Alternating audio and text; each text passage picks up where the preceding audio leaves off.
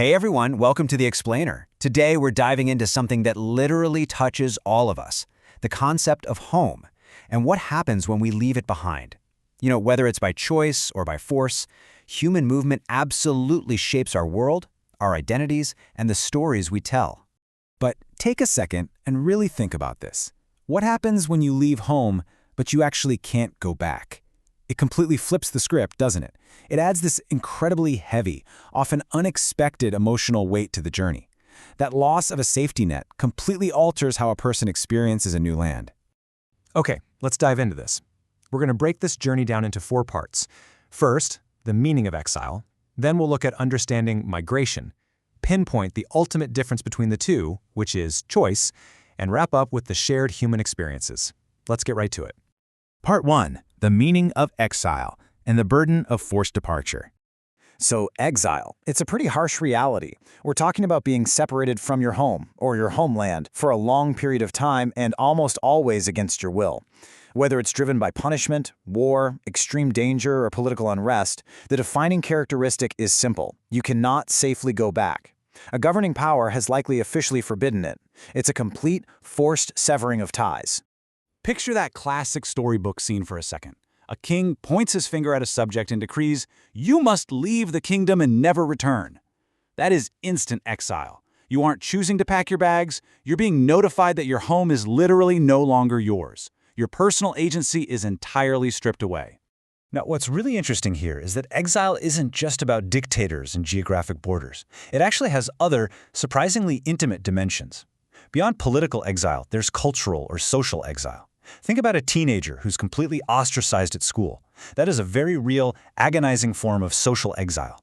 Being shut out by your own community can feel just like losing a country. And then there's literary exile, a theme writers have used for centuries to symbolize profound loneliness and the lifelong search for belonging. We see these exact concepts play out across real history and classic storytelling. Take Nelson Mandela, who spent decades imprisoned and isolated, a stark physical example of forced separation due to his political beliefs. In a totally different era and context, you have Ayatollah Khomeini living in political exile before eventually returning to Iran. And in literature, characters like Odysseus in the Odyssey, who spends years far away from Ithaca, serve as the ultimate symbols of isolation and that exhausting search to return to a homeland. All right, Part 2, Understanding Migration. This is where we shift from forced departure to the broader, dynamic, and often much more hopeful patterns of human movement. Migration is essentially the act of moving from one place to another to live, whether temporarily or permanently. While it clearly shares the physical reality of packing up and relocating, it spans a vastly broader spectrum of human intent than exile. Crucially, it's often voluntary. People pack up their lives for a vast array of reasons: to pursue an education, to find work, to find safety, or to reunite with family.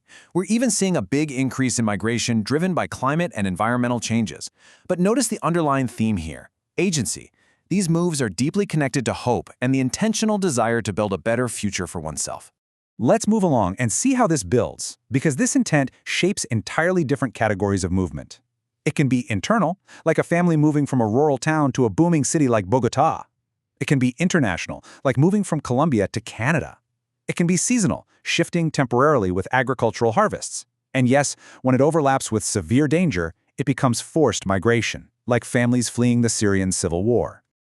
Just like we saw with exile, migration is deeply woven into our history and our stories.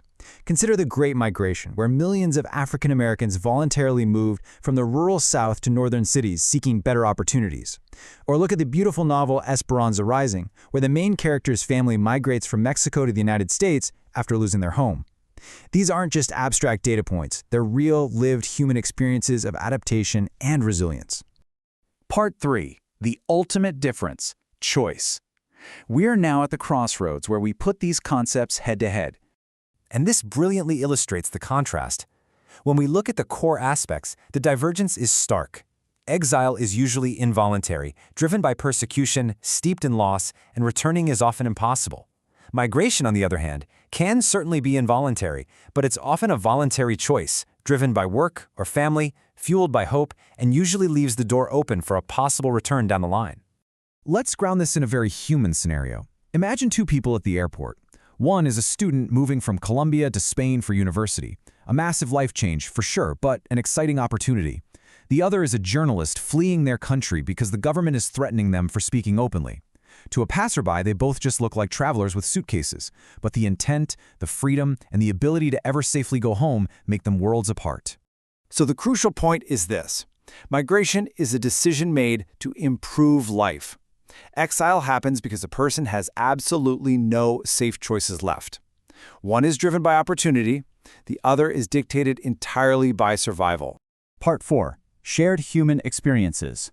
The overlap. Because, regardless of whether the departure was an exciting choice or a terrifying necessity, the physical act of leaving home triggers a deeply similar cascade of challenges. Both exiles and migrants share the exhausting journey of leaving home and adapting to a completely new place. They both face jarring cultural changes, intense emotional hurdles, and the undeniable ache of being separated from familiar traditions.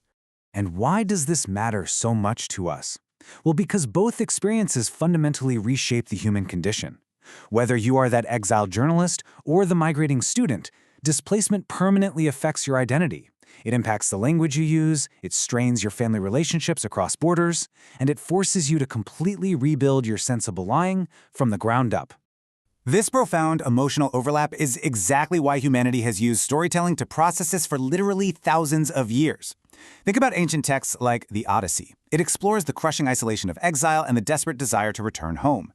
Then look at Esperanza Rising. It explores migration, the incredibly hard work of adapting to new identities, and the resilience required to build a new life. The shared themes bridge both of these experiences beautifully. Which leaves us with one final thought to ponder. If circumstances force you to leave absolutely everything behind, what truly makes a new place home? Is it the people you meet, the safety you finally find, or just the slow passage of time? Thank you for exploring these concepts with me today. Keep asking those big questions.